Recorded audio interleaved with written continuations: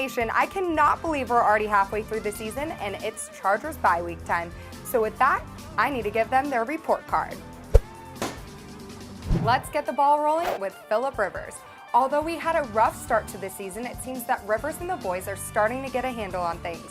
Rivers is playing with a lot more controlled aggression, and you have to respect a guy like that for being able to adapt at this point in his career. Rivers is a guy who puts up the stats and is constantly proving that he's headed for the Hall of Fame in the future. This season, he's put up 2,028 yards and had 13 touchdowns. He has had 4 consecutive 4,000-yard seasons, and it looks like he's headed for his 5th. So with that, I'm going to give him a B+ and an A for effort. Speaking of receiving, let's talk wide receivers. Rivers has more weapons than he's had in a long time. But Keenan Allen is only 8 games in, and the young guys are still trying to develop their chemistry. So for now, I'm going to give them a B-. Let's move on to our run game. There is no denying that Coach Lynn loves ground game and running that ball. Even though that's true, we've had a hard time establishing the run. And I think this might be due to, in part, the fact that we are not a solid tackle team. Melvin Gordon is a firecracker and a force to be reckoned with.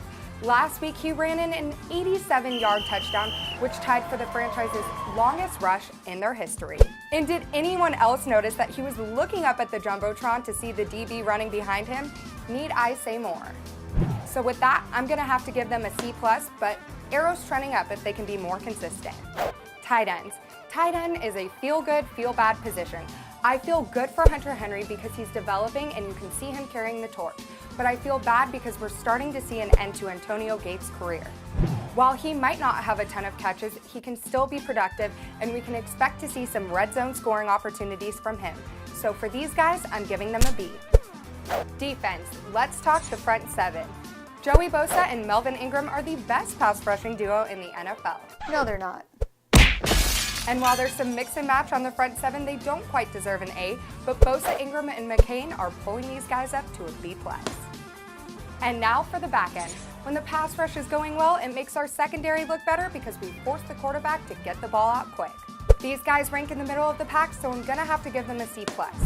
At the beginning of the season, the expectations for these guys were kind of high, and while they haven't been a shutout, they also haven't really dominated.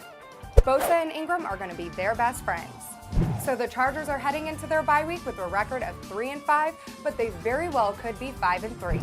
But Bill Parcells once said, "You are what your record says you are." Overall, I'm gonna have to give my Chargers a B, but I'll give them an A in admiration for their commitment to the game. Go Bolts!